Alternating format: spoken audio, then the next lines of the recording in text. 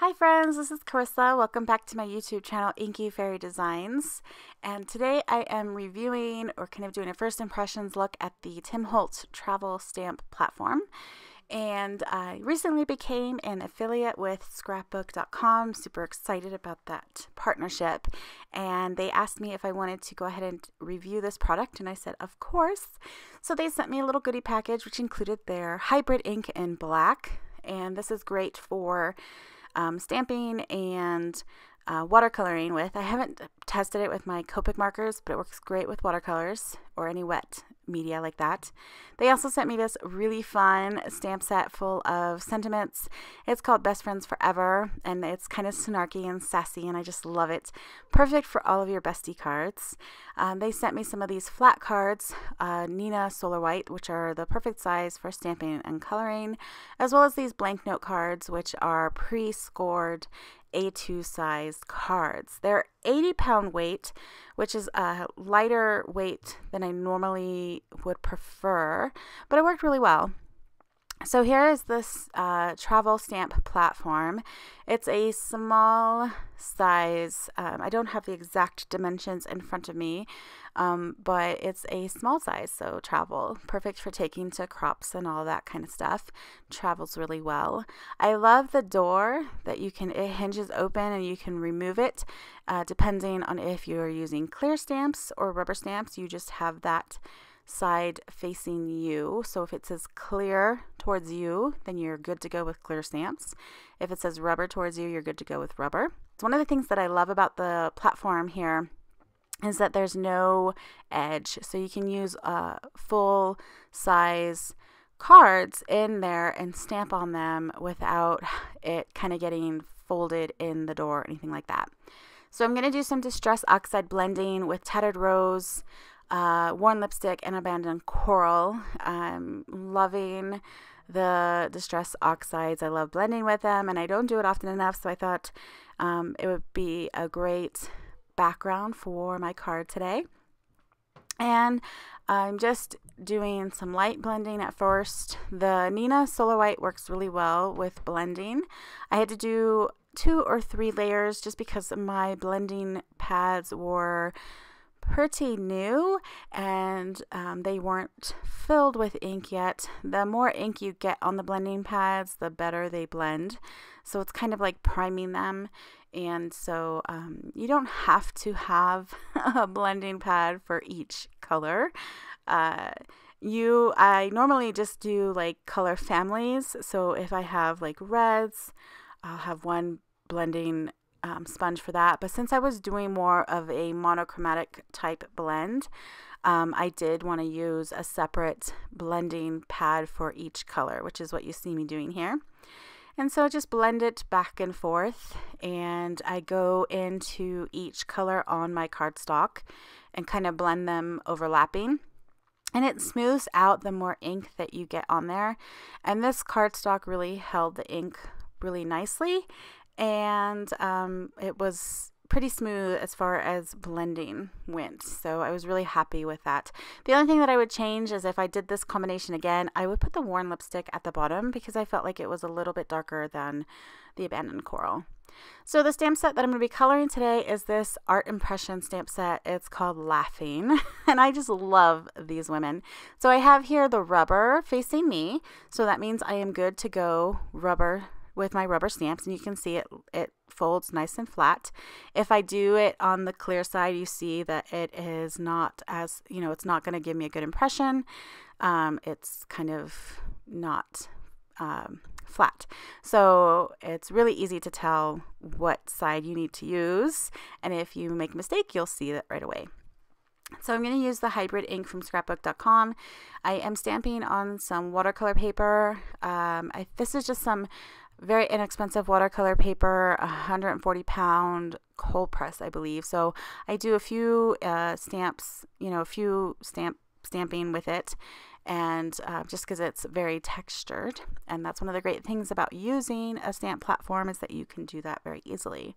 I am watercoloring with my Daniel Smith watercolors today, and you can see I was showing you that I'm using the Neptune round brush by Princeton. And I'm just starting with a skin tone. I'm mixing my own skin tone here. I've been trying to kind of go out of my comfort zone. You guys know, if you've watched any of my watercoloring videos in the past, I tend to use my Jane Davenport watercolors for skin tones because they're pre-mixed and it's super easy. But I'm trying to kind of push myself a little and do a little bit of blending on my own. So I used Potter's Pink with Titan Buff and a little bit of, I believe, the brown, Van Dyke Brown, to create a little darker skin tone on the girl on the right. And it worked really, really well. I like the way that the skin tone turned out. I am doing a wet on dry, wet on dry watercoloring today. And all that means is that my paper is dry when I start to lay down my paint.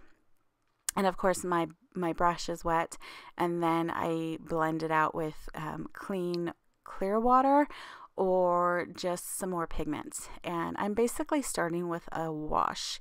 So I put down a wash of color on her pants, and then I'll go in and fill in all of the different pieces of clothing. And I jump around the image because I don't really want to color anything next to each other. So if something is already wet, I run the chance of kind of getting that bleeding into the other wet area next to it. So I try to jump around the image, and that's what you'll see me do here. Sometimes I do things that are right next to each other if there's not a whole lot next to each other, like their pants are kind of next to each other, but it's not totally a big area, so I'm just really careful. And I'm very loose in my watercolor. I like to leave white space just to create that highlight naturally. And then I can always go in and add layers of glazing on top. So that's what I'm doing here, and I'm just kind of feeling out the colors.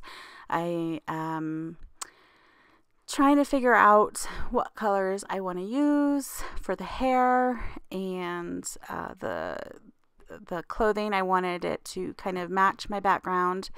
So that's, the colors that I chose there. So I'm just coming in and giving some color to the hair, and then you see I jump from their hair to the shirt, and the other shirt is pretty dry by now, so I'm not running the risk of any of that bleeding into each other, which is nice. I decided to try this like purpley color, but I wasn't really super happy with it. And I end up later in the video glazing over it with a neutral tint, and that really helped to tone it down. It's a beautiful color, it just didn't match my background very well, and so toning that down with that glaze helped. I wanted to keep the jacket white, so I'm just adding a little bit of a gray shadow to create that illusion of white. And here is where I go in and do some glazing over that purpley color and kind of just tone it down a little bit. Gives it some shading and shadows and dimension, and really I was really a lot happier with it at this point. And you can see I still leave a lot of white space. I just love that look. I love the loose watercolor look. And I'm going in with that same color and adding some shading to the other shirt. So using the same color for shading around my image really helps to tie those colors together. And glazing with watercolor is really nice because it will just sit on top of the other color and give me some nice shadows and variation in those pieces. So here I'm just kind of thinking what color to do next. Decided to go in with a little brighter blue here on her jeans, but leaving a little bit of that light blue peeking through. And then I decided might as well just make her earrings match, because I was not feeling like another color needed to be introduced into my image at this point. So I just decided to make her earrings match her jeans. And look, you can see me thinking, oh my goodness. So this video is sped up 4 times what it actually took me to color. And for the cheeks, I just bring in a little, like a red I think I used the same red that's in her shirt and just blended it in with the skin tone that I had already on my palette, just to kind of make it blend a little bit nicer. Adding a little bit of shading to her hair now that it's dry. And I'm going to do the same thing to the other hair. So with watercolors, you can add the same color on top, a little bit more concentrated, and get some really great variation in the hair. And then I dry my image in between. If I'm at a point where I want to keep going and I don't want to step away and let it dry, I don't mind at all bringing in my heat tool and just setting that watercolor so that it will be dry and ready for me to add some more layers to it, which is what I'm doing to the skin here. Just adding a little bit shading around where the hairline is, where the cheeks are, where, you know, her hand is around the shoulder, and just a little bit of shading there just to give it some more dimension.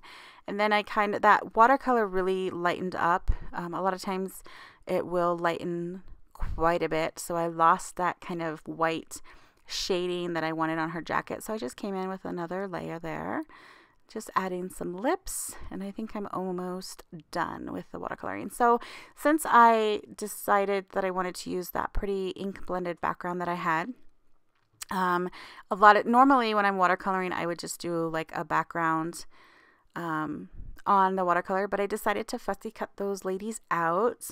And here I am. I forgot to mention, I'm just using some Dina Wakley washi tape. I use that to kind of mask off the back side of the card so that I would get a really nice clean edge. So now I'm going to use the clear stamp. So I turned my door around so that it would fit the clear stamp, and I'm just lining it up where I want. And that's what I love, I think, most about this platform, is that it doesn't have the edge. So it does have the ruler on the left and the bottom, so you can definitely line things up there, but the upper and right sides are not, they don't have an edge, so I can have a full-size card here and stamp my sentiment directly on it without having to worry about the door closing on it and creasing it. So that's really nice. It would work well with larger pieces if you're doing like scrapbooking or stuff like that, and you're working with 8x8 or 12x12 pieces of cardstock. It's one of my favorite features of this platform. So I just added some dimensional foam behind the ladies and popped them onto my card. Added some shimmer with Spectrum Noir glitter pen, and then I felt like it needed something, and so I added some splatters to the Distress Oxide, because we know that it will react with the pigment, and that was the perfect touch. So that completes my card for today. I hope you guys enjoyed this video. I am so happy with the travel platform. If it's something that you've been interested in, I will have links in the description box below, and they are affiliate links because I am now an affiliate with scrapbook.com. And yeah, so thanks again. If you like this video, please give it a thumbs up and follow my channel. And until the next video, stay inspired, be creative, and share that with others. Bye.